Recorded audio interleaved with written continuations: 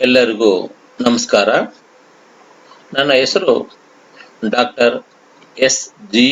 ರಾಮದಾಸ ರೆಡ್ಡಿ, ಇತಿಹಾಸ ಸಹ ಪ್ರಾಧ್ಯಾಪಕರು, ಸರ್ಕಾರಿ ಪ್ರಥಮ ದರ್ಜೆ ಕಾಲೇಜು, ಕುವೆಂಪು ನಗರ, ಮೈಸೂರು. ಸ್ನೇಹಿತರೆ, ನಾನು ಈ ದಿನ ಕರ್ನಾಟಕ ಸ್ವತಂತ್ರ ಚಳುವಳಿಯ ಬಗ್ಗೆ ಸಂಕ್ಷಿಪ್ತವಾದಂಥ ಪರಿಚಯವನ್ನು ನಾನು ಮಾಡಿಕೊಡ್ತಾ ಇದ್ದೀನಿ. ಕರ್ನಾಟಕ ಸ್ವತಂತ್ರ ಚಳುವಳಿ ಭಾರತದಲ್ಲಿ ಸ್ವತಂತ್ರ ಚಳುವಳಿ ನಡೆಯುತ್ತಿರುವ ಸಂದರ್ಭದಲ್ಲಿ ಕರ್ನಾಟಕದಲ್ಲಿಯೂ ಸಹ ಭಾರತ ಸ್ವಾತಂತ್ರ್ಯಕ್ಕಾಗಿ ಕರ್ನಾಟಕದಾದ್ಯಂತ ಚಳುವಳಿಗಳು ಆರಂಭವಾಗ್ತವೆ. ಈ ಒಂದು ಚಳುವಳಿಗಳನ್ನು ನಾವು 4 ಭಾಗ ನಾವು ವಿಂಗಡಿಸಿ ಮಾತನಾಡೋದಾದರೆ 1761ರಿಂದ 1799ರವರೆಗೆ ಹೈದರಾಲಿ ಟಿಪ್ಪು ಸುಲ್ತಾನ್, 1799ರಿಂದ 1857ರವರೆಗೆ ಸಶಸ್ತ್ರ ಬಂಡಾಯದ ಕಾಲ, 1857ರಿಂದ 1920ರವರೆಗೆ ಒಂದು ಕಾಲಘಟ್ಟ, 1920ರಿಂದ 1947ರವರೆಗೆ ಒಂದು ಕಾಲಘಟ್ಟ. ಈ ಥರ ಕರ್ನಾಟಕದಲ್ಲಿ ಸ್ವಾತಂತ್ರ್ಯ ಚಳುವಳಿಯನ್ನು ಅಧ್ಯಯನದ ದೃಷ್ಟಿಯಿಂದ 4 ಭಾಗಗಳಾಗಿ ನಾವು ವಿಭಾಗಿಸ್ಕೊಂತೀವಿ. ಅದರಲ್ಲಿ ಈ ದಿನ 1761ರಿಂದ 1857ರವರೆಗೆ ಭಾರತದಾದ್ಯಂತ ಸ್ವಾತಂತ್ರ್ಯಕ್ಕಾಗಿ ಚಳುವಳಿಗಳು ನಡೆಯುತ್ತಿರುವ ಸಂದರ್ಭದಲ್ಲಿ ಕರ್ನಾಟಕದಲ್ಲಿ ಯಾವ ಭಾಗದಲ್ಲಿ ಯಾವ ಚಳುವಳಿಗಳು ಯಾರ ನೇತೃತ್ವದಲ್ಲಿ ನಡೆದುವು ಅದರ ಬಗ್ಗೆ ನಾವು ಈ ದಿನ ತಿಳಿಯೋಣಂತೆ. ಅದಕ್ಕಿಂತ ಪೂರ್ವದಲ್ಲಿ ಈ ಒಂದು ಸ್ವತಂತ್ರ ಚಳುವಳಿ ಭಾರತದಲ್ಲಿ ಯಾಕೆ ಆರಂಭ ಆಯಿತು, ಈ ಒಂದು ಹಿನ್ನೆಲೆಯಲ್ಲಿ ನಾವು ಮಾತನಾಡೋದಾದರೆ ಭಾರತದಲ್ಲಿ 15 ಮತ್ತು 16ನೇ ಶತಮಾನಗಳಲ್ಲಿ ಭೌಗೋಳಿಕ ಅನ್ವೇಷಣೆಗಳು ಆರಂಭವಾದವು. ಜಲಮಾರ್ಗಗಳು ಕಂಡುಹಿಡಿಯಲ್ಪಟ್ಟವು. ಜಲಮಾರ್ಗಗಳು ಕಂಡು ಹಿಡಿದ ಮೇಲೆ ಮೊದಲಿಗೆ ಜಲಮಾರ್ಗವನ್ನು ಕಂಡುಹಿಡಿದಂಥ ಪೋರ್ಚುಗೀಸರು, ಅವರ ನಂತರ ಡಚ್ಚರು, ಫ್ರೆಂಚರು ಮತ್ತು ಬ್ರಿಟಿಷರು ಭಾರತಕ್ಕೆ ವ್ಯಾಪಾರ ಮಾಡಲು ಬಂದು ತಮ್ಮದೇ ಆದಂತಹ ವಸಾಹತು ಕೇಂದ್ರಗಳನ್ನು ಸ್ಥಾಪಿಸಿಕೊಳ್ತಾರೆ. ಅದರಲ್ಲಿ ಫ್ರೆಂಚರು, ಡಚ್ಚರು ಮತ್ತು ಪೋರ್ಚುಗೀಸರು ಬ್ರಿಟಿಷರ ಮುಂದೆ ತಮ್ಮ ಶಕ್ತಿ ಪ್ರದರ್ಶನವನ್ನು ನೀಡಲಾಗದೆ 1757ರ ವೇಳೆಗೆ ಶಕ್ತಿಹೀನರಾಗ್ತಾರೆ. ಪ್ಲಾಸಿ ಕಾಳಗದಲ್ಲಿ ಬ್ರಿಟಿಷರು ಜಯವನ್ನು ಗಳಿಸಿ ಭಾರತದಲ್ಲಿ ಪರಕೀಯರಿಗಿಂತ ಬ್ರಿಟಿಷರೇ ಪ್ರಬಲರು ಅನ್ನುವ ನಿಟ್ಟಿನಲ್ಲಿ ಗುರ್ಸ್ಕೊಂತಾರೆ. ಆ ನಿಟ್ಟಿನಲ್ಲಿ ಇವರು ಬಂಗಾಳದಲ್ಲಿ ಬ್ರಿಟಿಷ್ ಸಾಮ್ರಾಜ್ಯವನ್ನು ಸ್ಥಾಪಿಸಿ ಹಂತ ಹಂತವಾಗಿ ಇಡೀ ಭಾರತವನ್ನೇ ಇವರು ಜಯಿಸ್ತಾರೆ.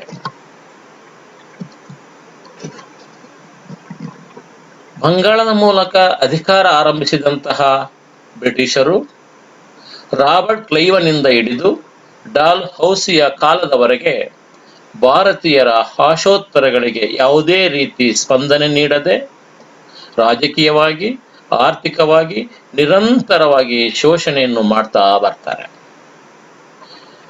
ಪರಿಣಾಮವಾಗಿ ಭಾರತೀಯರು ಬ್ರಿಟಿಷರನ್ನು ಭಾರತದಿಂದ ಹೊರಹಾಕಲು ಸ್ವತಂತ್ರ ಚಳುವಳಿಯನ್ನು ಆರಂಭಿಸ್ತಾರೆ.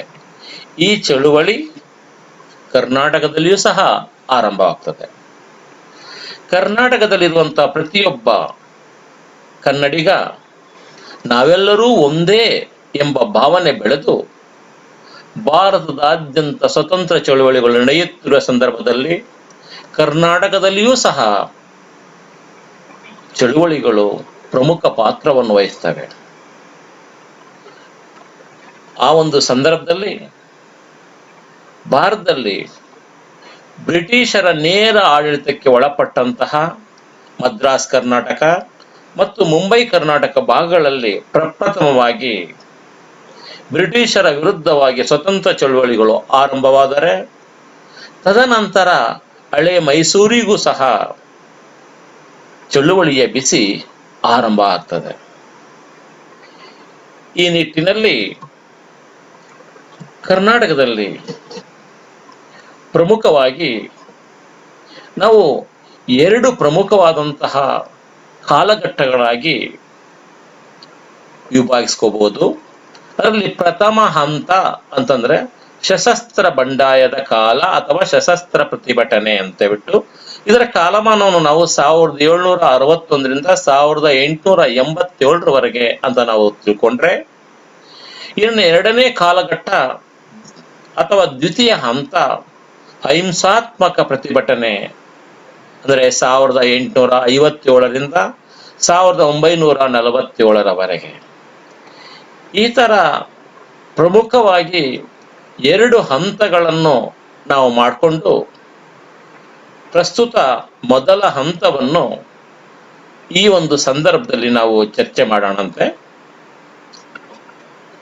ಪ್ರಥಮ ಹಂತ ಸಶಸ್ತ್ರ ಪ್ರತಿಭಟನೆ 1761ರಿಂದ 1857. ಈ ಒಂದು ಕಾಲಾವಧಿಯಲ್ಲಿ 1757ರಿಂದ 1857ರವರೆಗಿನ ಒಂದು ಶತಮಾನದ ಅವಧಿಯಲ್ಲಿ ಬ್ರಿಟಿಷರು ನಡೆಸಿದಂತಹ ಆಕ್ರಮಣಕಾರಿ ನೀತಿಗಳು, ಅನ್ಯಾಯಗಳು, ಅತ್ಯಾಚಾರಗಳು, ಆರ್ಥಿಕ ಶೋಷಣೆಗಳು ಭಾರತೀಯರನ್ನು ಬ್ರಿಟಿಷರ ವಿರುದ್ಧ ದಂಗೆಯೇಳೋದಕ್ಕೆ ಕಾರಣ ಆಗ್ತವೆ. ಈ ಒಂದು ಹಂತವೇ ನಾವು ಸಶಸ್ತ್ರ ಪ್ರತಿಭಟನೆಯ ಕಾಲ ಅಂತಂದೇಬಿಟ್ಟು ನಾವು ತಿಳ್ಕೊಂತಿದ್ದೀವಿ, ಕರಿತಾ ಇದ್ದೀವಿ. ಆ ನಿಟ್ಟಿನಲ್ಲಿ ಕರ್ನಾಟಕದಲ್ಲಿ, ಅದರಲ್ಲಿ ಮೈಸೂರು ಸಂಸ್ಥಾನದ ಭೂಭಾಗದಲ್ಲಿ ಮೊದಲ ಬಾರಿಗೆ ಬ್ರಿಟಿಷರ ವಿರುದ್ಧ ಧ್ವನಿ ಎತ್ತಿ ಬ್ರಿಟಿಷರನ್ನು ಭಾರತದಿಂದ ಹೊರಹಾಕಬೇಕು ಅಂತ ಬಿಟ್ಟು ಹೋರಾಟವನ್ನು ಆರಂಭಿಸಿದಂತಹ ವ್ಯಕ್ತಿಗಳೇ ನಾವು ಹೈದರ್ ಅಲಿ ಮತ್ತು ಟಿಪ್ಪು ಸುಲ್ತಾನ್ ಅಂತ ಕರಿತೀವಿ. ಇವರು ಭಾರತದಲ್ಲಿರ್ತಕ್ಕಂಥ ಬ್ರಿಟಿಷರನ್ನು ಭಾರತದಿಂದ ಹೊರಹಾಕಬೇಕು ಅಂತಂದು ಬಿಟ್ಟು ಮೈಸೂರು ಸಂಸ್ಥಾನದಲ್ಲಿ ಅವಿರತ ಪ್ರಯತ್ನವನ್ನು ಮಾಡ್ತಾರೆ. ಆ ಪ್ರಯತ್ನಗಳು ಯಾವೂ ಸಹ ಫಲವನ್ನು ಕೊಳ್ಳಿಲ್ಲ. ಕಾರಣ, ಆಂಗ್ಲರ ಕುಟಿಲ ನೀತಿಗಳು ಒಂದು ಕಡೆಯಾದರೆ, ದೇಶೀಯ ಅರಸರ ಸ್ವಾರ್ಥದಿಂದಾಗಿ ಹೈದರ್ ಅಲಿ ಮತ್ತು ಟಿಪ್ಪು ಸುಲ್ತಾನರು ಬ್ರಿಟಿಷರ ವಿರುದ್ಧ ಯಾವುದೇ ಫಲವನ್ನು ಪಡೆದಕ್ಕೆ ಕಾರಣ ಆಗಲಿಲ್ಲ. ಇದೇ ಒಂದು ಹೋರಾಟದಲ್ಲಿ ಟಿಪ್ಪು ಮತ್ತು ಹೈದರ್ ಅಲಿ ಬ್ರಿಟಿಷರ ವಿರುದ್ಧ ಹೋರಾಡುತ್ತಲೇ ವೀರ ಮರಣವನ್ನಪ್ತಾರೆ. ಹೈದರ್ ಅಲಿ ಮತ್ತು ಟಿಪ್ಪು ಸುಲ್ತಾನ ನಂತರ 1800ರ ಸಮಯದಲ್ಲಿ ಇನ್ನೊಬ್ಬ ಸ್ವತಂತ್ರ ಹೋರಾಟಗಾರರು ದೋಂಡಿಯ ವಾಘ ಪ್ರಮುಖವಾಗಿ ಕಾಣಿಸ್ಕೊಂತಾನೆ. ದೋಂಡಿಯ ವಾಘ ಬ್ರಿಟಿಷರ ವಿರುದ್ಧ ಸಶಸ್ತ್ರ ಬಂಡಾಯವನ್ನು ಹೂಡಿದವರಲ್ಲಿ ಮೊದಲಿಗನಾಗ್ತಾನೆ. ಮರಾಠಿ ಭಾಷೆಯಲ್ಲಿ ವಾಘ ಎಂದರೆ ಹುಲಿ ಎಂದರ್ಥ. ಇವನು ಶಿವಮೊಗ್ಗ ಜಿಲ್ಲೆಯ ಚನ್ನಗಿರಿ ತಾಲೂಕಿನ ಮರಾಠರ ಯುವಕನಾಗಿದ್ದ. ಇವನ ಬಾಲ್ಯದ ಹೆಸರು ದೋಂಡೀಜ ಅಂತ. ನಂತರ ಇವನಿಗೆ ದೋಂಡಿಯ ವಾಘ ಎಂದು ಹೆಸರಾಯಿತು. 1780ರಲ್ಲಿ ಮೈಸೂರು ಸಂಸ್ಥಾನದ ಹೈದರ್ ಅಲಿಯ ಸೈನ್ಯವನ್ನು ಸೇರ್ತಾನೆ. ಇವನು ಹೈದರ್ ಅಲಿಯ ಸೈನ್ಯದಲ್ಲಿದ್ದು ಶೌರ್ಯ ಸಾಹಸಗಳಿಗೆ ಹೆಸರಾಗ್ತಾನೆ. ಇವನ ಶೌರ್ಯ ಸಾಹಸಗಳನ್ನು ನೋಡಿದಂತ ಟಿಪ್ಪು ಸುಲ್ತಾನ್ ಇವನನ್ನು ಇಸ್ಲಾಂ ಧರ್ಮಕ್ಕೆ ಮತಾಂತರಗೊಳಿಸಲು ಪ್ರಯತ್ನವನ್ನು ಆರಂಭಿಸ್ತಾನೆ. ಆದರೆ ದೊಂಡಿಯವಾಗ ಮತಾಂತರಗೊಳ್ಳಲು ವಿರೋಧವನ್ನು ವ್ಯಕ್ತಪಡಿಸ್ತಾನೆ. ಆ ಒಂದು ಸಂದರ್ಭದಲ್ಲಿ ಇವನನ್ನು ಬಂಧಿಸಿ ಶ್ರೀರಂಗಪಟ್ಟಣದಲ್ಲಿ ಬಂಧನದಲ್ಲಿಡ್ತಾನೆ. 1799ರಲ್ಲಿ ಟಿಪ್ಪು ಸುಲ್ತಾನ್ ಮರಣ ಹೊಂದಿದಾಗ ಬಿಡುಗಡೆ ಹೊಂದಿ ಬೀದನೂರಿಗೆ ಹಿಂತಿರುಗ್ತಾನೆ. ಬೀದನೂರಿಗೆ ಹಿಂತಿರುಗಿದಂತಹ ದೊಂಡಿಯವಾಗ 1800ರಲ್ಲಿ ಬೀದನೂರು ಮತ್ತು ಶಿಕಾರಿಪುರಗಳನ್ನು ಕೇಂದ್ರವನ್ನಾಗಿ ಮಾಡಿಕೊಂಡು ಚಿಕ್ಕ ಪಾಳೆಪಟ್ಟನ್ನು ಕಟ್ಟಿ ಬ್ರಿಟಿಷರ ವಿರುದ್ಧ ಹೋರಾಟವನ್ನು ಆರಂಭಿಸ್ತಾನೆ. ಈ ಒಂದು ಸಂದರ್ಭದಲ್ಲಿ ಇವನೇ ಸ್ವತಃ ಕಟ್ಟಿದ 90,000 ಅಶ್ವದಳ ಮತ್ತು 56,000 ಕಾಲ್ದಳದ ಸಹಾಯದಿಂದ ಬ್ರಿಟಿಷರಿಗೆ ಪ್ರಬಲ ಪ್ರತಿಸ್ಪರ್ಧಿಯಾಗ್ತಾನೆ. ಅದರಲ್ಲಿ ಪ್ರಮುಖವಾಗಿ ದಕ್ಷಿಣ ಭಾರತದ ಹಲವು ಪಾಳೆಗಾರರ ಬೆಂಬಲವನ್ನು ಪಡ್ಕೊಂತಾನೆ. ಅದರಲ್ಲಿ ಮುಖ್ಯವಾಗಿ ಬಾಲಂನ ಕೃಷ್ಣಪ್ಪ ನಾಯಕ, ಕೇರಳ ವರ್ಮ, ತಮಿಳುನಾಡಿನ ಗೋಪಾಲ ನಾಯಕ ಇತರ ಸಹಕಾರವನ್ನೂ ಪಡ್ಕೊಂತಾನೆ. ಇವನೇ ಕಟ್ಟಿದಂತ ಸೈನ್ಯ ಹಾಗೂ ಸ್ಥಳೀಯ ಪಾಳೆಗಾರರ ನೆರವಿನಿಂದ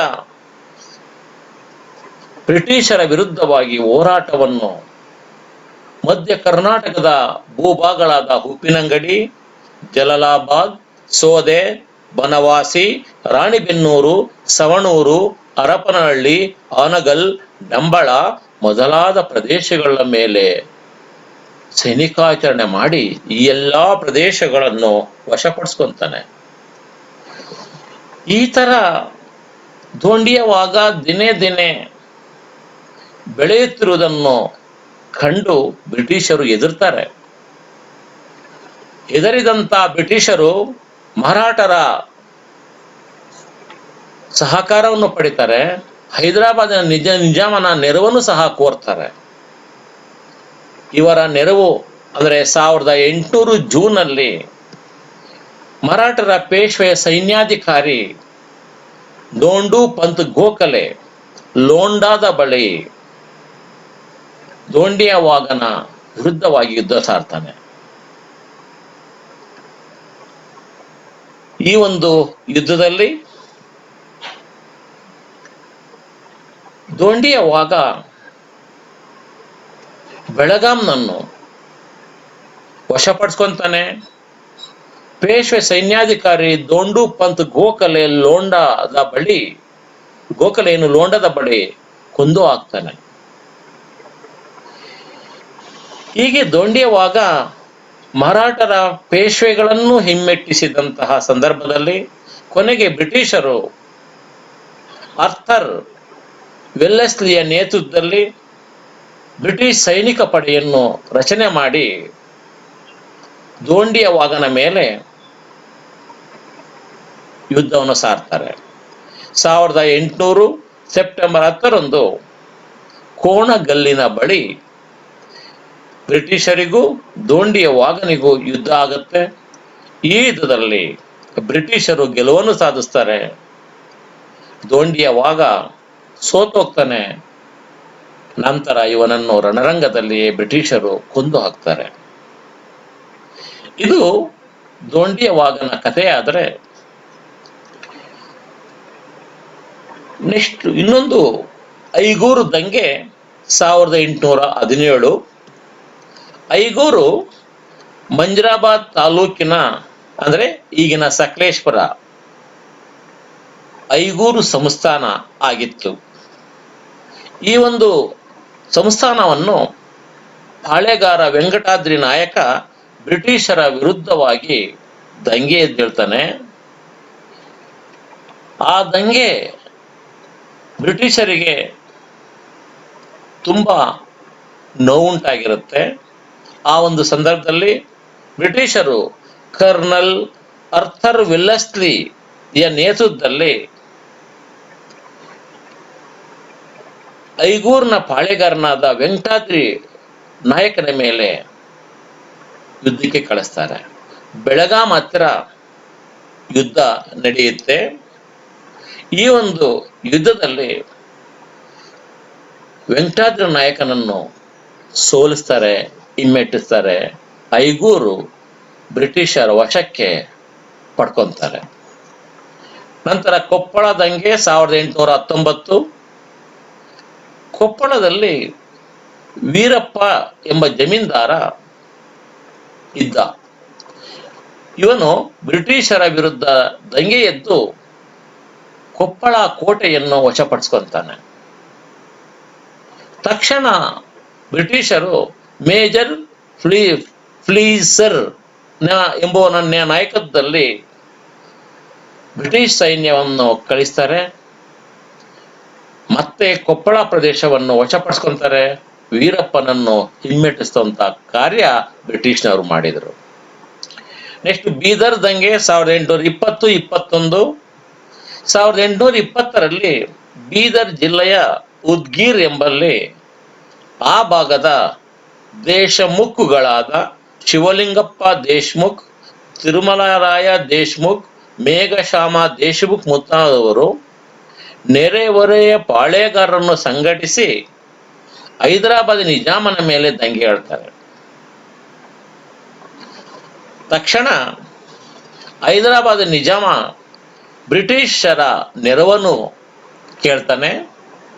ಆಗ ಬ್ರಿಟಿಷರು ಸೈನ್ಯಾಧಿಕಾರಿ ಸದರ್ಲ್ಯಾಂಡ್ನ ಸಹಾಯದಿಂದ 1821ರಲ್ಲಿ ದೇಶ್ಮುಖ್ಗಳ ದಂಗೆಗಳನ್ನು ದಮನ ಮಾಡಿ ಬೀದರನ್ನು ಬ್ರಿಟಿಷ್ ಸಾಮ್ರಾಜ್ಯಕ್ಕೆ ಸೇರ್ಪಡೆ ಮಾಡಿಕೊಳ್ಳುವುದರಲ್ಲಿ ಯಶಸ್ವಿಯಾಗ್ತಾರೆ.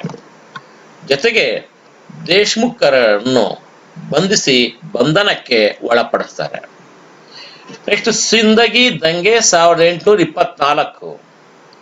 ಬ್ರಿಟಿಷರ ದಬ್ಬಾಳಿಕೆ, ಆರ್ಥಿಕ ಶೋಷಣೆ ಸಿಂದಗಿಯ ರೈತರಿಗೆ, ಜನರಿಗೆ ಬೇಸರ ತಂದಿತ್ತು.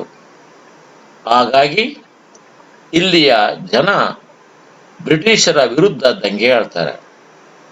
ಇದಕ್ಕೆ ಕಾರಣಕರ್ತರ ವ್ಯಕ್ತಿ ಬಿಜಾಪುರ ಜಿಲ್ಲೆಯ ಸಿಂದಗಿ ಎಂಬಲ್ಲಿ ದಿವಾಕರ ದೀಕ್ಷಿತ್ ಎಂಬ ಸರದಾರ, ರಾವಜಿ ಬಾಲಾಜಿ ದೇಶಪಾಂಡೆ, ಸೆಟ್ಟಿಯಪ್ಪ ತುಕ್ಕಲ್ಲಿ ಎಂಬುವರ ಸಹಕಾರದಿಂದ 1824ರಲ್ಲಿ ಬ್ರಿಟಿಷರ ವಿರುದ್ಧ ದಂಗೆ ಏಳ್ತಾರೆ. ಕಾರಣ, ಬ್ರಿಟಿಷರು ಕಂದಾಯವನ್ನು ವಸೂಲಿ ಮಾಡ್ತಾ ಇರ್ತಾರೆ, ಹೆಚ್ಚು ಕಂದಾಯವನ್ನು ವಸೂಲಿ ಮಾಡ್ತಾ ಇರ್ತಾರೆ. ಆ ಕಂದಾಯವನ್ನು ಕೊಡೋದಕ್ಕೆ ಸಿಂದಗಿಯ ರೈತರು ನಿರಾಕರಣೆ ಮಾಡ್ತಾರೆ. ಆ ಒಂದು ಕಾರಣಕ್ಕಾಗಿ ಧಾರವಾಡದ ಕಲೆಕ್ಟರ್ ಸ್ಟೀವನ್ಸನ್ ಸೈನ್ಯ ಸಮೇತನಾಗಿ ಬಂದು ಈ ಬಂಡಾಯವನ್ನು ಅಡಗಿಸಿ ಶಾಂತಿ ನೆಲೆಸುವಂತೆ ಮಾಡ್ತಾನೆ. ಕಿತ್ತೂರಿನ ದಂಗೆ 1824. ಕರ್ನಾಟಕ ಸ್ವತಂತ್ರ ಚಳುವಳಿಯಲ್ಲಿ ಕಿತ್ತೂರಿನ ಬಂಡಾಯ ಚಿರಸ್ಮರಣೀಯವಾದಂಥ ಘಟನೆ, ನಿಮಗೆಲ್ಲಗೂ ತಿಳಿದಂಥ ವಿಷಯ. ಈ ದಂಗೆಯ ನಾಯಕಿ ರಾಣಿ ಚೆನ್ನಮ್ಮ. ಇವರು ಭಾರತ ದೇಶದ ವೀರಮಣಿಯರಲ್ಲಿ ಉಜ್ವಲ ತಾರೆ ಅಂತಲೇ ನಾವು ಕರಿಬೇಕಾಗ್ತದೆ. ಈ ಒಂದು ಸಂಸ್ಥಾನ ಎಲ್ಲಿದೆ? ಕಿತ್ತೂರು ಬೆಳಗಾಂ ಜಿಲ್ಲೆಯಲ್ಲಿ ಒಂದು ಚಿಕ್ಕ ಸಂಸ್ಥಾನ. ಈ ಸಂಸ್ಥಾನದ ಮುಖಂಡ ಮಲ್ಲಸರ್ಜ ದೇಸಾಯಿ. ಇವನು ಬ್ರಿಟಿಷರ ಆಶ್ರಿತ ರಾಜನಾಗಿದ್ದ. ಮಲ್ಲಸರ್ಜ ದೇಸಾಯಿಗೆ 2 ಹೆಂಡತಿಯರು, ಒಬ್ಬಮ್ಮ ರುದ್ರಮ್ಮ, ಇನ್ನೊಬ್ರು ಚೆನ್ನಮ್ಮ. ಈ ಇಬ್ರು ಮತ್ತೆ ಮಲ್ಲಸರ್ಜ ದೇಸಾಯಿ ಅಧಿಕಾರ ನಡೆಸುತ್ತಿರುವ ಸಂದರ್ಭದಲ್ಲಿ ಮಲ್ಲಸರ್ಜ ದೇಸಾಯಿ ಸರಿಯಾಗಿ ಕಪ್ಪ ಕೊಡುತ್ತಿಲ್ಲವೆಂದು ಮರಾಠರು ಮಲ್ಲಸರ್ಜ ದೇಸಾಯಿಯನ್ನು ಬಂಧಿಸಿ 3 ವರ್ಷ ಬಂಧನದಲ್ಲಿಡ್ತಾರೆ. ಅನಾರೋಗ್ಯ ನಿಮಿತ್ತ ಮಲ್ಲಸರ್ಜ ದೇಸಾಯಿ ಬಂಧನದಿಂದ ಬಿಡುಗಡೆಯಾಗಿ ಬರಬೇಕಾದರೆ ಕ್ಷಯ ರೋಗಕ್ಕೆ ತುತ್ತಾಗಿ 1816ರಲ್ಲಿ ಮಾರ್ಗ ಮಧ್ಯದಲ್ಲಿಯೇ ಸಾವನ್ನಪ್ತಾರೆ. ಆಗ ಚೆನ್ನಮ್ಮ ಹಿರಿಯ ಮಗನಾದಂಥ ಶಿವಲಿಂಗ ರುದ್ರಸರ್ಜನನ್ನು ಕಿತ್ತೂರಿನ ನಾಯಕ ಅಥವಾ ರಾಜನನ್ನಾಗಿ ನೇಮಕ ಮಾಡ್ತಾರೆ.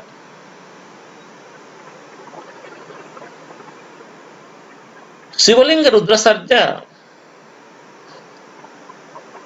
ಮರಾಠ ಮತ್ತು ಬ್ರಿಟಿಷರ ನಡುವೆ ನಡೆದಂತ ಯುದ್ಧದಲ್ಲಿ ಬ್ರಿಟಿಷರ ಪರ ನಿಂತು ಬ್ರಿಟಿಷರಿಗೆ ಸಂಪೂರ್ಣ ನೆರವನ್ನು ನೀಡ್ತಾನೆ, ಬ್ರಿಟಿಷರ ಪ್ರೀತಿಗೆ ಪಾತ್ರನಾಗ್ತಾನೆ.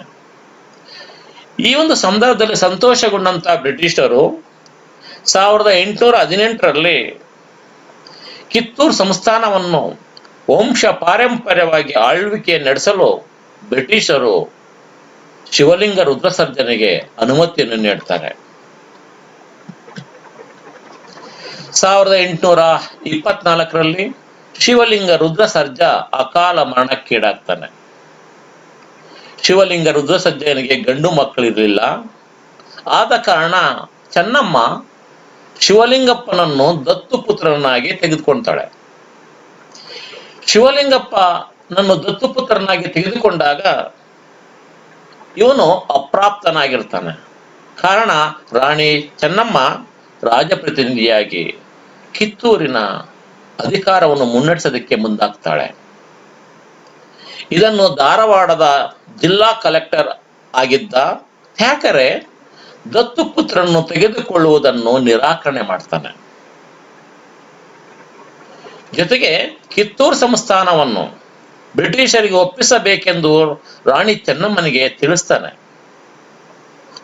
ಇದನ್ನು ಕೇಳಿದಂತ ರಾಣಿ ಚೆನ್ನಮ್ಮನಿಗೆ ಆಘಾತ ಆಗುತ್ತೆ. ಅದರಲ್ಲಿ ಸ್ವತಂತ್ರ ಪ್ರೇಮಿ ಮತ್ತು ವೀರ ವನಿತೆ ಚೆನ್ನಮ್ಮ ಬ್ರಿಟಿಷರ ವಿರುದ್ಧ ರಣಕಹಳೆಯನ್ನು ಊದ್ತಾಳೆ. ಮೊದಲನೇ ಬಾರಿಗೆ ಬ್ರಿಟಿಷರ ವಿರುದ್ಧವಾಗಿ ಯುದ್ಧವನ್ನು ಆರಂಭಿಸ್ತಾರೆ. 1824 ಸೆಪ್ಟೆಂಬರ್ 23ರಂದು ಥ್ಯಾಕರೆ ತನ್ನ ಸೈನ್ಯದೊಂದಿಗೆ ಕಿತ್ತೂರು ಸಂಸ್ಥಾನಕ್ಕೆ ಮುತ್ತಿಗೆ ಹಾಕ್ತಾನೆ.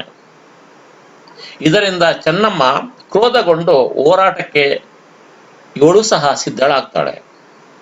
ಎರಡು ಸೈನ್ಯಗಳ ಮಧ್ಯೆ 1824 ಅಕ್ಟೋಬರ್ 23ರಂದು ಭೀಕರ ಯುದ್ಧ ನಡೀತದೆ. ಈ ರಣರಂಗದಲ್ಲಿ ಚೆನ್ನಮ್ಮ ಮಹಾಮಂತ್ರಿ ಗುರುಸಿದ್ದಪ್ಪನ ಸಹಾಯದಿಂದ ಬ್ರಿಟಿಷ್ ಸೈನಿಕರ ತಲೆಗಳನ್ನು ತುಂಡರಿಸ್ತಾಳೆ. ಚೆನ್ನಮ್ಮನ ಬೆಂಗಾವಲು ಬಂಟ ಅಮಟೂರು ಬಾಳಪ್ಪ ಥ್ಯಾಕರೆಯನ್ನು ಗುಂಡಿಟ್ಟು ಕೊಂದು ಹಾಕ್ತಾರೆ. ಕಿತ್ತೂರಿಗೆ ಜಯ ಲಭಿಸ್ತದೆ. ಸೋಲನ್ನು ಅನುಭವಿಸಿ ಹಿಂತಿರುಗಿದಂತ ಬ್ರಿಟಿಷರು ಸೋಲನ ಸೇಡನ್ನು ತೀರಿಸಿಕೊಂಡ್ಲೇಬೇಕು ಅದಂತೆ ಬಿಟ್ಟು ಎರಡನೇ ಬಾರಿಗೆ ಯುದ್ಧದ ಸಿದ್ಧತೆಯನ್ನು ಮಾಡ್ಕೊಳ್ತಾರೆ. ದಕ್ಷಿಣ ಭಾರತದ ಕಮಿಷನರ್ ಆದ ಚಾಂಪ್ಲಿನ್ 1824 ಡಿಸೆಂಬರ್ 4ರಂದು ಕರ್ನಲ್ ಡಿಕನ್ಸನ್ ಎಂಬುವನ ನಾಯಕತ್ವದಲ್ಲಿ ಕಿತ್ತೂರಿಗೆ ಮುತ್ತಿಗೆ ಹಾಕಲು ದೊಡ್ಡ ಸೈನ್ಯವನ್ನು ಕಳುಹಿಸ್ತಾನೆ. ಕಿತ್ತೂರಿಗೂ ಬ್ರಿಟಿಷರಿಗೂ ದೊಡ್ಡ ಯುದ್ಧ ಆರಂಭವಾಗ್ತದೆ. ಈ ಸಂದರ್ಭದಲ್ಲಿ ಕಿತ್ತೂರಿನ ಮಲ್ಲಪ್ಪ ಶೆಟ್ಟಿ ಮತ್ತು ವೆಂಕಟರಾವ್ ಎಂಬ ದೇಶದ್ರೋಹಿಗಳು ಕಿತ್ತೂರಿನ ಸೈನಿಕರ ಎಲ್ಲಾ ರಹಸ್ಯವನ್ನೆಲ್ಲ ಬ್ರಿಟಿಷರಿಗೆ ತಿಳಿಸಿರ್ತಾರೆ. ಇದರಿಂದ ಎರಡನೇ ಬಾರಿಗೆ ನಡೆದಂತ ಯುದ್ಧದಲ್ಲಿ ಕಿತ್ತೂರು ಸೈನ್ಯಕ್ಕೆ ಬಹಳ ಸುಲಭವಾಗಿ ಸೋಲಾಗುತ್ತೆ. ಚೆನ್ನಮ್ಮ ಸೋಲಾಗಿ ಸೆರೆ ಸಿಗ್ತಾಳೆ. ಅವಳನ್ನು ಬಂಧಿಸಿ ಬೈಲಹೊಂಗಲದ ಸೆರೆಮನೆಗೆ ಸಾಗಿಸ್ತಾರೆ. ಬೈಲಹೊಂಗಲದ ಸೆರೆಮನೆಯಲ್ಲಿ ಇರುವಂತಹ ಸಂದರ್ಭದಲ್ಲಿ ಥ್ಯಾಕರೆಯ ನಂತರ ಧಾರವಾಡದ ಅಧಿಕಾರಿಯಾಗಿ ಬಂದಂತ ಸ್ಟೀವನ್ ಸನ್ ಕಿತ್ತೂರನ್ನು ವಶಪಡಿಸಿಕೊಂಡು ಚೆನ್ನಮ್ಮಳಿಗೆ ವರ್ಷಕ್ಕೆ 30,720 ರೂಪಾಯಿ ವರ್ಷಾಸನ ನೀಡಿ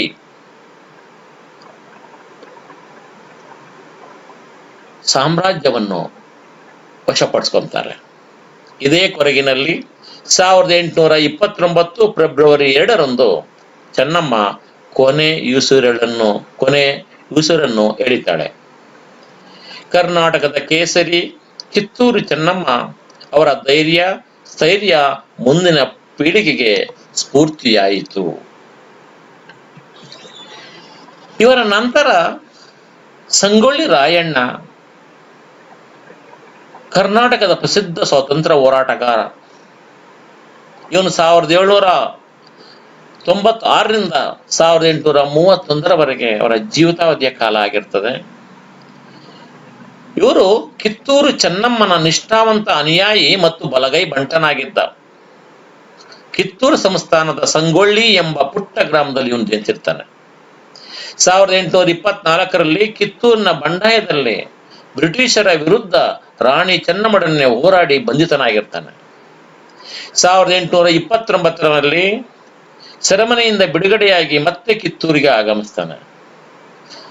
ಕಿತ್ತೂರಿನಲ್ಲಿದ್ದಂತಹ ಶೂರರನ್ನು, ಸಾಹಸಿಗಳನ್ನು ಸಂಗ್ರಹಿಸಿ ಶಿವಲಿಂಗಪ್ಪನನ್ನು ಮತ್ತೆ ಕಿತ್ತೂರಿನ ಸಿಂಹಾಸನದ ಮೇಲೆ ಕುಳ್ಳಿರಿಸಬೇಕು ಅಂತಂದೇಳ್ಬಿಟ್ಟು ಪ್ರಯತ್ನ ಮಾಡಿ ಕುಳ್ಳಿರಿಸ್ತಾನೆ. ಅಂತಹ ಸಂದರ್ಭದಲ್ಲಿ ಇವರಿಗೆ ಬೆನ್ನೆಲುಬಾಗಿ ಕಿತ್ತೂರಿನ ಅಧಿಕಾರಿಗಳು, ಜಮೀನ್ದಾರರು ಸೇರಿ 2000 ಸೈನಿಕ ಪಡೆಯನ್ನು 1830ರಲ್ಲಿ ಕಟ್ತಾರೆ ಇವರು. ಈ ಸೈನ್ಯದ ಸಹಾಯದಿಂದ ಗೆರಿಲ್ಲಾ ಮಾದರಿಯ ಹೋರಾಟವನ್ನು ಆರಂಭಿಸ್ತಾರೆ. ಬ್ರಿಟಿಷರ ವಿರುದ್ಧವಾಗಿ ವಿಧ್ವಂಸಕ ಕೃತ್ಯಗಳಲ್ಲಿ ಇವರು ತೊಡಗುತ್ತಾರೆ. ಸರ್ಕಾರಿ ಖಜಾನೆಗಳನ್ನು ಲೂಟಿ ಮಾಡ್ತಾರೆ, ಕಚೇರಿಗಳಿಗೆ ಬೆಂಕಿ ಇಡ್ತಾರೆ, ಆಂಗ್ಲ ಅಧಿಕಾರಿಗಳನ್ನು ಕೊಲೆ ಮಾಡುತ್ತಾನೆ. ಇತರ ವಿಧ್ವಂಸಕ ಕೃತ್ಯಗಳಿಂದ ಬ್ರಿಟಿಷರು ಆತಂಕಗೊಳ್ತಾರೆ. 4 ತಿಂಗಳಲ್ಲಿ ಬ್ರಿಟಿಷರಿಗೆ ಸಿಂಹ ಸ್ವಪ್ನನಾಗ್ತಾನೆ. ಈ ಒಂದು ಸಮಯದಲ್ಲಿ ಅಮಲ್ದಾರ ಕೃಷ್ಣರಾವ್ ಎಂಬುವನು ಸಂಗೊಳ್ಳಿ ರಾಯನ ಜಮೀನ್ದಾರನಾದ ಬಾಳಪ್ಪ ರಂಗನಗೌಡನ ಸಹಾಯದಿಂದ ಮೋಸದಿಂದ ಸಂಗೊಳ್ಳಿ ರಾಯನನ್ನು ಮತ್ತು ಅವನ ಸಹಚರರನ್ನು ಬಂಧಿಸೋದಕ್ಕೆ ಸಹಾಯ ನೀಡ್ತಾನೆ. ಈ ತರ ಮೋಸದಿಂದ ಬಂಧಿಸಿದಂತಹ ಸಂಗೊಳ್ಳಿ ರಾಯಣ್ಣನ್ನು 1831ರ ಜನವರಿ 26ರಂದು ಅವನ ಸಹಚರರನ್ನೂ ಸಹ ನಂದಗಡದಲ್ಲಿ ನೇಣು ಹಾಕಿ ಸಾಯಿಸ್ತಾರೆ. ಈ ಸ್ವತಂತ್ರ ಪ್ರೇಮಿ ಸಂಗೊಳ್ಳಿ ರಾಯಣ್ಣ ಸಂತೋಷದಿಂದಲೇ ನೇಣುಗಂಬವನ್ನು ಏರಿ ವೀರ ಸ್ವರ್ಗವನ್ನು ಸೇರ್ತಾನೆ. ಈ ಒಂದು ಕಾಲಘಟ್ಟದ ನಂತರ 1830-31ರಲ್ಲಿ ಮೈಸೂರು ಸಂಸ್ಥಾನದಲ್ಲಿ ಪ್ರಮುಖವಾದಂಥ ಒಂದು ದಂಗೆ ನಡೀತದೆ. ಆ ಒಂದು ದಂಗೆಯೇ ನಗರ ದಂಗೆ ಅಂತ ಹೆಸರನ್ನು ಪಡೆದಿದೆ. 1830ರಲ್ಲಿ ಮೈಸೂರಿನ ಕಂದಾಯ ಅಧಿಕಾರಿಗಳ ದುರಾಡಳಿತದ ವಿರುದ್ಧ ಈ ಒಂದು ದಂಗೆ ಆರಂಭವಾಗ್ತದೆ. ನಗರ ಶಿವಮೊಗ್ಗ ಜಿಲ್ಲೆ ಇಲ್ಲಿರ್ತಕ್ಕಂಥ ಪ್ರಮುಖವಾದಂಥ ಸ್ಥಳ ಆಗಿದೆ. ಈ ಒಂದು ದಂಗೆಯ ಮುಖಂಡ ಸಾದರಮಲ್ಲ ಅಥವಾ ಬೋದಿ ಬಸಪ್ಪ ಅಂತ. ಇವನು ನಗರ ಕಾವಂದ ಎಂದು ಹೇಳಿಕೊಂಡು ರೈತರು ಮೈಸೂರು ಸಂಸ್ಥಾನಕ್ಕೆ ಪಾವತಿ ಮಾಡಬೇಕಾಗಿದ್ದ ಕಂದಾಯವನ್ನು ಮನ್ನಾ ಮಾಡ್ತಾನೆ. ಇದರಿಂದ ಕಂದಾಯ ಅಧಿಕಾರಿಗಳಿಗೂ ಮತ್ತು ರೈತರ ಮಧ್ಯೆ ಘರ್ಷಣೆಗೆ ಕಾರಣ ಆಗುತ್ತೆ. ಈ ಒಂದು ಘರ್ಷಣೆಯ ಪ್ರಮುಖ ಕೇಂದ್ರ ಬಿಂದು ಹೊನ್ನಾಳಿ ಪ್ರದೇಶವಾಗುತ್ತೆ. ನಂತರ 17 ತಾಲೂಕುಗಳಲ್ಲಿ ದಂಗೆ ಉಲ್ಬಣಗೊಳ್ತದೆ. ಈ ದಂಗೆಯನ್ನು ದಮನ ಮಾಡೋದಕ್ಕೆ ಮೈಸೂರು ಒಡೆಯರು ಪ್ರಯತ್ನ ಮಾಡ್ತಾರೆ. ಅದರ ಜೊತೆಗೆ ಕರ್ನಲ್ ರಾಜ್ ಫೋರ್ಟ್ ಬ್ರಿಟಿಷರ ಅಪಾರ ಸೈನ್ಯದೊಡನೆ ಆಗಮಿಸಿ ದಂಗೆಯನ್ನು ಹತ್ತಿಕ್ತಾನೆ. ಈ ದಂಗೆಯ ನಂತರ ಬೋದಿ ಬಸಪ್ಪನನ್ನು ಮತ್ತು 99 ಜನ ಸಹಚರನ್ನು ಬಂಧಿಸಿ ಗಲ್ಲಿಗೇರ್ಸಕ್ಕಂತ ಕೆಲಸ ಬ್ರಿಟಿಷರು ಮಾಡ್ತಾರೆ. ಈ ಘಟನೆಯ ನಂತರ 1835-37ರ ಸಂದರ್ಭದಲ್ಲಿ ಕೊಡಗಿನಲ್ಲಿ ಬಂಡಾಯ ಆಗುತ್ತೆ. ಅದನ್ನು ನಾವು ಕೊಡಗಿನ ಬಂಡಾಯ ಅಂತಂದೇಳ್ಬಿಟ್ಟು ಕರಿತೀವಿ. ಕೊಡಗು ಆಲೇರಿ ವಂಶದವರ ಆಳ್ವಿಕೆ ಒಳಪಟ್ಟಂತ ಪ್ರಮುಖವಾದಂಥ ಭೂಪ್ರದೇಶ. 1834ರಲ್ಲಿ ಬ್ರಿಟಿಷರು ಕೊಡಗಿನ ಕೊನೆಯ ರಾಜ ಚಿಕ್ಕ ವೀರ ರಾಜೇಂದ್ರನನ್ನು ಪದಚ್ಯುತಿಗೊಳಿಸ್ತಾರೆ. ಕೊಡಗು ಸಂಸ್ಥಾನವನ್ನು ವಶಪಡಿಸಿಕೊಂಡು ಬ್ರಿಟಿಷ್ ಸಾಮ್ರಾಜ್ಯದಲ್ಲಿ ವಿಲೀನಗೊಳಿಸ್ಕೊಂತಾರೆ. ಕೊಡಗಿನ ಹಾಲೇರಿ ಮನೆತನ ಕೊನೆಗೊಳ್ತದೆ. ಇಂತಹ ಸಂದರ್ಭದಲ್ಲಿ ಕೊಡಗಿನ ದೇಶಪ್ರೇಮಿಗಳು ಮತ್ತು ಸ್ವತಂತ್ರ ಪ್ರಿಯರು ಬ್ರಿಟಿಷರ ವಿರುದ್ಧ ಬಂಡಾಯ ಬಾವುಟವನ್ನು ಹಾರಿಸ್ತಾರೆ. ಅಂತಹ ಸಂದರ್ಭದಲ್ಲಿ ಕೊಡಗಿನ ರಾಜಮನೆತನವನ್ನು ಅಧಿಕಾರಕ್ಕೆ ತರುವ ಉದ್ದೇಶದಿಂದ ಕೊಡಗಿನ ರಾಜಗುರು ಸ್ವಾಮಿ ಅಪರಂಪರ ಕಲ್ಯಾಣ ಸ್ವಾಮಿ ಮತ್ತು ಪುಟ್ಟಬಸಪ್ಪ ಎಂಬುವರು ಬ್ರಿಟಿಷರ ವಿರುದ್ಧ ದಂಗೆ ಏಳ್ತಾರೆ. ಈ ದಂಗೆ ಕೊಡಗು ಸಂಸ್ಥಾನವನ್ನೇ ವ್ಯಾಪಿಸಿ ಬ್ರಿಟಿಷರ ನಿದ್ದೆಗೆಡಿಸ್ತದೆ. ಈ ಒಂದು ಕೊಡಗು ಪ್ರಮುಖವಾದಂತಹ ಭೂಪ್ರದೇಶ. ಕೊಡಗಿನ ರಾಜಮನೆತನವನ್ನು ಮತ್ತೆ ಪುನರ್ ಮರುಕಳಿಸುವಂತೆ ಮಾಡಬೇಕು ಅಂತ ಬಿಟ್ಟು ಸ್ವಾಮಿ ಅಪರಂಪರ ಬ್ರಿಟಿಷರ ವಿರುದ್ಧ ಧ್ವನಿ ಎತ್ತಾರೆ. ಈ ಸ್ವಾಮಿ ಅಪರಂಪರರನ್ನು ಜಂಗಾನ್ ಸ್ವಾಮಿ ಅಂತಾನೂ ಕರೀತಾರೆ. ಕೊಡಗಿನ ರಾಜಗುರು ಸ್ವಾಮಿ ಅಪರಂಪರ ಅಂತಾನೂ ಕರೀತಾರೆ. ಇವರು 1835ರಲ್ಲಿ ಕೊಡಗಿನ ಹಾಲೇರಿ ರಾಜಮನೆತನದ ಪ್ರತಿನಿಧಿ ಅಂತಂದೇ ಬಿಟ್ಟು ಗುರುಸ್ಕೊಂತಾರೆ. ಸರದಾರ ಸುಬ್ಬರಾಯ ಸುತ್ತಮುತ್ತ ಎಲ್ಲಾ ಸಾಹುಕಾರರಿಗೆ ಮುಖಂಡರಿಗೆ ಪತ್ರ ಬರೆದು ಜನರು ಬ್ರಿಟಿಷರ ವಿರುದ್ಧ ದಂಗೆ ಏಳುವಂತೆ ಹುರಿದುಂಬಿಸ್ತಕ್ಕಂಥ ಕಾರ್ಯ ಸ್ವಾಮಿ ಅಪರಂಪರರು ಮಾಡ್ತಾರೆ. ದಂಗೆ ಬಂಟ್ವಾಳ ಮತ್ತು ಕಾಸರಗೋಡು ಪ್ರದೇಶಗಳಲ್ಲಿ ಉಲ್ಬಣಗೊಂಡು ಅಲ್ಲಿಯ ಖಜಾನೆಗಳನ್ನೆಲ್ಲ ಲೂಟಿ ಮಾಡ್ತಾರೆ. 1837 ಏಪ್ರಿಲ್ನಲ್ಲಿ ಮಂಗಳೂರು ಮೇಲೆ ದಾಳಿ ಮಾಡಿ ಅಲ್ಲಿನ ಸರ್ಕಾರಿ ಕಚೇರಿಗಳನ್ನು ಧ್ವಂಸ ಮಾಡ್ತಾರೆ. ಇಂತಹ ಸಂದರ್ಭದಲ್ಲಿ ಬ್ರಿಟಿಷರು ದಂಗೆಯನ್ನು ಅಡಗಿಸಲು ಕ್ರಮ ಕೈಗೊಳ್ತಾರೆ. ಕ್ಯಾಪ್ಟನ್ ಲಹಾರ್ಡಿ ನ ನೇತೃತ್ವದಲ್ಲಿ ದಂಗೆಯನ್ನು ಅಡಗಿಸಿ ಸ್ವಾಮಿ ಅಪರಂಪರರನ್ನು ಬಂಧಿಸಲು ಬಲೆ ಬೀಸ್ತಾರೆ. ಸ್ವಾಮಿ ಅಪರಂಪರರು ತಲೆಮರೆಸಿಕೊಂಡು ಓಡಾಡುತ್ತಿರುವುದನ್ನು ಗಮನಿಸಿದಂತಹ ಬ್ರಿಟಿಷರು ಇವರನ್ನು ಹಿಡಿದುಕೊಟ್ಟವರಿಗೆ 10,000 ರೂಪಾಯಿ ಬಹುಮಾನ ಕೊಡುವುದಾಗಿ ಸಾರ್ತಾರೆ. ಅಂತಹ ಸಂದರ್ಭದಲ್ಲಿ 1837 ಮೇ 13ರಂದು ಇವರನ್ನು ಬಂಧಿಸ್ತಾರೆ. ನಂತರ ತಿರುಚನಾಪಳ್ಳಿ ಜೈಲಿಗೆ ಇವರನ್ನು ಹಾಕ್ತಾರೆ.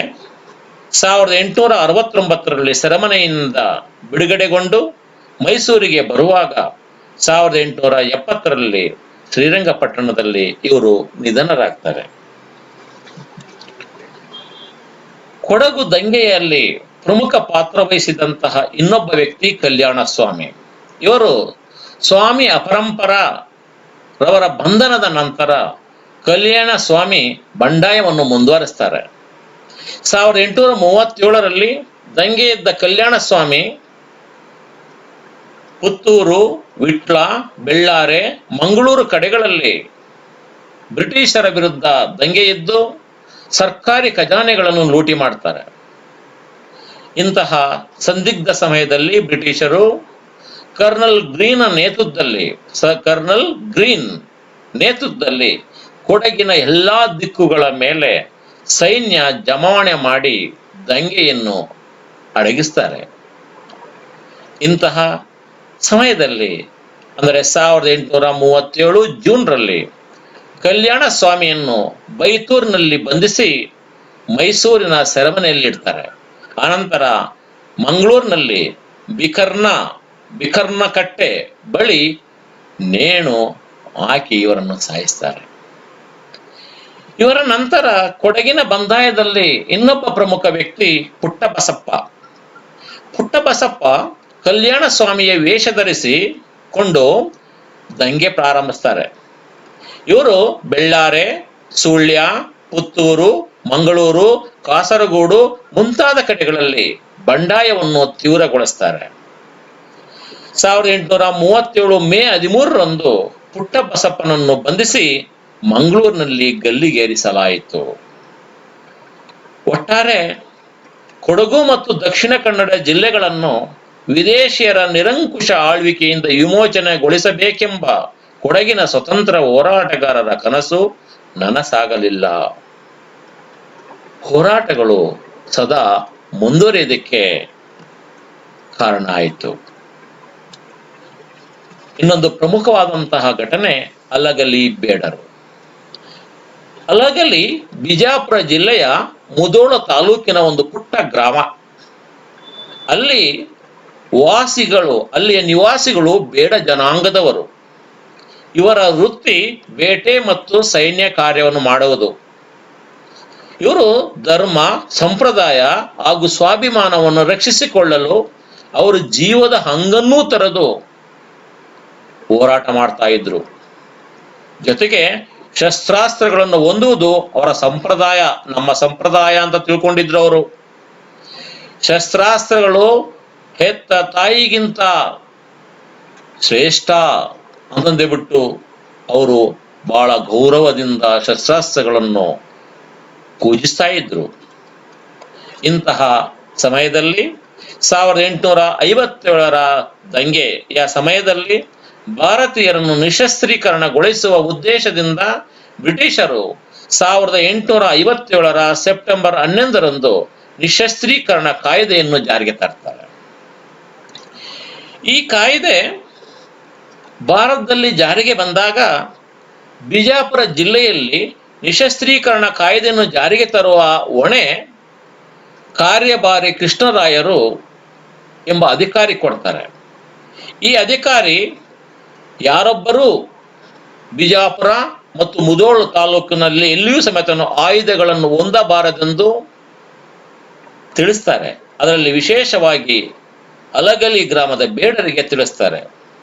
ಆದರೆ ಎಲ್ಲರೂ ಒಪ್ಪಿದರೂ ಬೇಡ ಜನಾಂಗದವರು ಮಾತ್ರ ಆಯುಧಗಳನ್ನು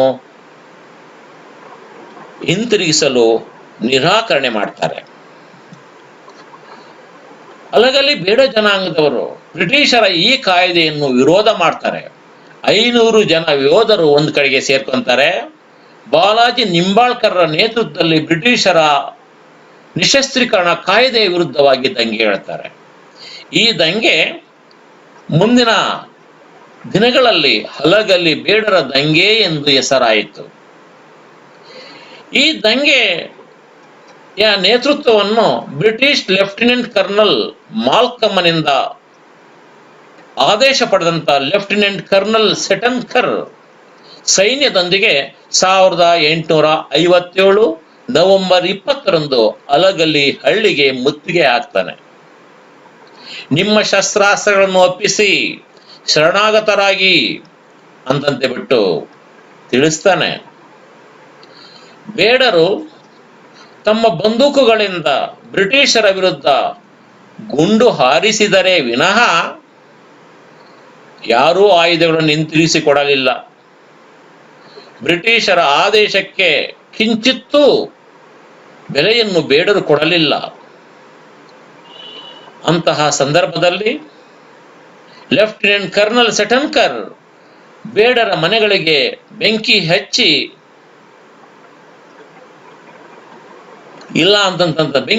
ಅಂತಂದೇ ಬಿಟ್ಟು ಅಧಿಕಾರಿಗಳಿಗೆ ಸೂಚನೆ ನೀಡುತ್ತಾನೆ. ಬೆಂಕಿ ಹಚ್ಚಿದರೆ ಎಲ್ಲಾ ಬೇಡರು ಆಯುಧಗಳಿಂದ ಹೊರ ಬರ್ತಾರೆ ಅಂತಂದೇ ಬಿಟ್ಟು ಬ್ರಿಟಿಷರ ಅಪೇಕ್ಷೆ ಆಗಿತ್ತು, ನಿರೀಕ್ಷೆ ಆಗಿತ್ತು. ಆದರೆ ಆದದ್ದೇ ಬೇರೆ. ಶಸ್ತ್ರಾಸ್ತ್ರಗಳನ್ನು ಒಪ್ಪಿಸುವುದಕ್ಕಿಂತ ಮರಣಪ್ಪುವುದೇ ಲೇಸೆಂದು ಅವರವರ ಮನೆಗಳಿಗೆ ತಾವೇ ಬೆಂಕಿ ಎತ್ತಿಕೊಂಡು ಸುಟ್ಟು ಬೂದಿಯಾದರು. ಈ ಹೋರಾಟದಲ್ಲಿ ಬೇಡರ ನಾಯಕ ಬಾಲಾಜಿ ನಿಂಬಾಳ್ಕರ್ ಮರಣವಂತಾರೆ. 290 ಜನರನ್ನು ಬಂಧಿಸ್ತಾರೆ. ಅದರಲ್ಲಿ ಜಡೇಜಿಯಾ ಮತ್ತು ಬಲ್ಯಾ ಸೇರಿದಂತೆ 19 ಜನರನ್ನು 1857 ಡಿಸೆಂಬರ್ 11ರಂದು ಗಲ್ಲಿಗೇರಿಸ್ತಾರೆ. ಈ ಘಟನೆ ಭಾರತದ ಸ್ವಾತಂತ್ರ್ಯ ಸಂಗ್ರಾಮದಲ್ಲಿ ಮಹತ್ವಪೂರ್ಣವಾದಂತಹ ಘಟನೆಯಾಗಿ ಇಂದಿಗೂ ಉಳಿದುಕೊಂಡಿದೆ. ನಂತರ ಸುರಪುರದ ವೆಂಕಟಪ್ಪ ನಾಯಕ 1857. ಸುರಪುರ ಗುಲ್ಬರ್ಗಾ ಜಿಲ್ಲೆಯ ಒಂದು ಚಿಕ್ಕ ಸಂಸ್ಥಾನ. ವೆಂಕಟಪ್ಪ ನಾಯಕ ಬ್ರಿಟಿಷರಿಗೆ ಕೊಡಬೇಕಾದ ಕಪ್ಪ ಕಾಣಿಕೆ ಮತ್ತು ಅವರ ದಬ್ಬಾಳಿಕೆಯನ್ನು ವಿರೋಧಿಸಿ ಬ್ರಿಟಿಷರ ವಿರುದ್ಧ ದಂಗೆ ಏಳ್ತಾನೆ. 1858 ಫೆಬ್ರವರಿಯಲ್ಲಿ ಕ್ಯಾಪ್ಟನ್ ಮಿಂಡ್ ಹ್ಯಾಮನು ಸೈನ್ಯದೊಂದಿಗೆ ಸುರಪುರಕ್ಕೆ ಮುತ್ತಿಗೆ ಆಗ್ತಾನೆ. ಸುರಪುರದ ಕೋಟೆಯನ್ನು ವಶಪಡಿಸ್ಕೊಂತಾನೆ. ಕೊನೆಗೆ ವೆಂಕಟಪ್ಪ ನಾಯಕನನ್ನು ಬಂಧಿಸಿ ಸಿಕಂದರಾಬಾದ್ನಲ್ಲಿ ವಿಚಾರಣೆಗೆ ಒಳಪಡಿಸ್ತಾರೆ. ಅಲ್ಲಿಯೇ ಮರಣದಂಡನೆ ವಿಧಿಸ್ತಾರೆ. ಮರಣದಂಡನೆ ಬ್ರಿಟಿಷರಿಂದ ಮರಣದಂಡನೆ ಪಡೆದಂತಹ ವೆಂಕಟಪ್ಪ ನಾಯಕ ಅವರಿಂದ ನಾನು ಸಾಯೋದಕ್ಕಿಂತ ನಾನೇ ಸಾಯ್ತೀನಿ ಅಂತ ಬಿಟ್ಟು 1858ರಲ್ಲಿ ತಲೆಗೆ ಗುಂಡು ಹೊಡೆದುಕೊಂಡು ಆತ್ಮಹತ್ಯೆಯನ್ನು ಮಾಡ್ಕೊಂತಾನೆ ಈ ಸ್ವತಂತ್ರ ಪ್ರಿಯ. ನರಗುಂದದ ಬಂದಾಯ. ಇತಿಹಾಸ ಪ್ರಸಿದ್ಧ ನರಗುಂದ ಸಂಸ್ಥಾನ ಧಾರವಾಡ ಜಿಲ್ಲೆಯಲ್ಲಿದೆ. 1857ರಲ್ಲಿ ಬ್ರಿಟಿಷರ ವಿರುದ್ಧ ನಡೆದ ದಂಗೆಗಳಲ್ಲಿ ಕರ್ನಾಟಕದ ನರಗುಂದ ದಂಗೆಯೂ ಒಂದು.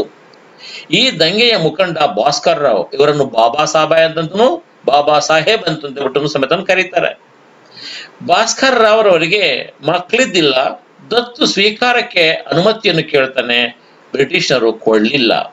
ಜೊತೆಗೆ ನಿಶಸ್ತ್ರೀಕರಣ ಕಾಯ್ದೆ ಅಡಿಯಲ್ಲಿ ನಿಮ್ಮಲ್ಲಿರುವಂತಹ ಎಲ್ಲಾ ಆಯುಧಗಳನ್ನು ನೀವು ಅನುಮತಿ ಪಡೆದು ಇಟ್ಟುಕೊಳ್ಳಬೇಕು ಅಂತಂದ್ಬಿಟ್ಟು ಕಾನೂನನ್ನು ಏರ್ತಾರೆ.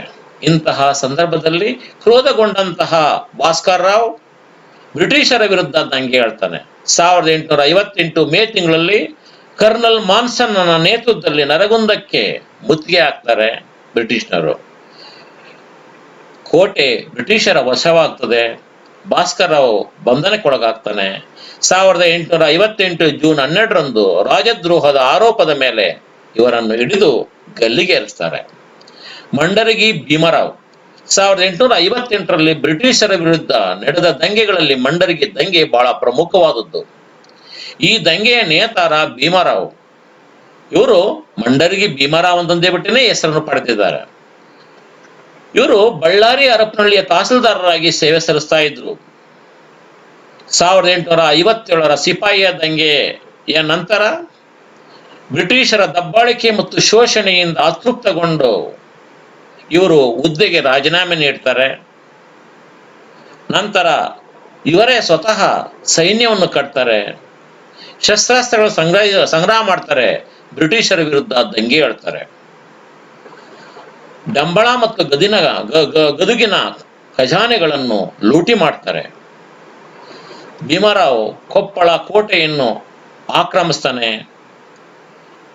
ಅಂತಹ ಸಂದರ್ಭದಲ್ಲಿ 1858 ಜೂನ್ 1ರಂದು ಮೇಜರ್ ಹ್ಯೂಜನ್ ಕೋಟೆಯನ್ನು ಸುತ್ತುವರಿದು ಭೀಮರಾವರನ್ನು ಮತ್ತು ಕೊಪ್ಪಳವನ್ನು ವಶಪಡಿಸ್ಕೊಂತಾರೆ.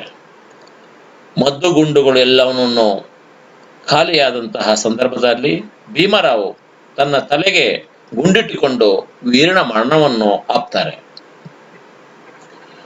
ಉಪಸಂಹಾರ. ಬ್ರಿಟಿಷರ ವಸಾಹತುಶಾಹಿ ಆಳ್ವಿಕೆಯ ವಿರುದ್ಧ ಹಲವಾರು ಸಶಸ್ತ್ರ ಬಂಡಾಯಗಳು ಸಂಭವಿಸಿದವು. ಈ ದಂಗೆಕಾರರು ತಮ್ಮ ಸ್ವಹಿತಾಸಕ್ತಿಯ ಜೊತೆಗೆ ದೇಶ ಪ್ರೇಮದಿಂದಲೂ ಸ್ಫೂರ್ತಿಗೊಂಡಿದ್ದರು. ಸೈನ್ಯ ಬಲ ಮತ್ತು ಅತ್ಯಾಧುನಿಕ ಶಸ್ತ್ರಾಸ್ತ್ರಗಳ ಬಲದ ಮೂಲಕ ಬ್ರಿಟಿಷರು ಈ ಸಶಸ್ತ್ರ ಬಂಡಾಯಗಳನ್ನು ಹೊಸಕಿ ಹಾಕಿದರು. ಸಶಸ್ತ್ರ ಬಂಡಾಯಗಳ ವಿಫಲತೆಯಿಂದ ಜಾಗೃತಿಗೊಂಡ ಭಾರತದ ವಿದ್ಯಾವಂತರು, ಬುದ್ಧಿಜೀವಿಗಳು ಹಿಂಸೆಯನ್ನು ತ್ಯಜಿಸಿದರು. ಅಹಿಂಸಾತ್ಮಕ ಹೋರಾಟವನ್ನು ಆರಂಭಿಸಿದರು. ಮುಂದಿನ ಅಹಿಂಸಾತ್ಮಕ ಹೋರಾಟದ ಬಗ್ಗೆ ಮುಂದಿನ ವಿಡಿಯೋದಲ್ಲಿ ಚರ್ಚೆ ಮಾಡೋಣ. ಇಲ್ಲಿಯವರೆಗೂ ತಾಳ್ಮೆಯಿಂದ ವೀಕ್ಷಿಸಿದ ಆಲಿಸಿದ ತಮ್ಮೆಲ್ಲರಿಗೂ ಸಮೇತ ಧನ್ಯವಾದಗಳು.